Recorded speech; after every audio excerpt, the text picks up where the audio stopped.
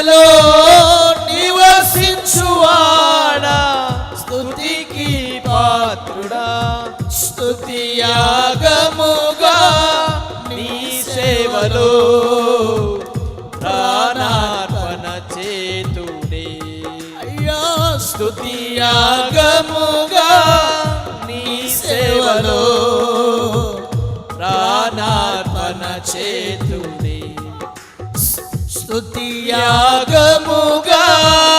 నీ సేవలో ప్రాణార్పణ చేతునే. స్తుతియాగముగా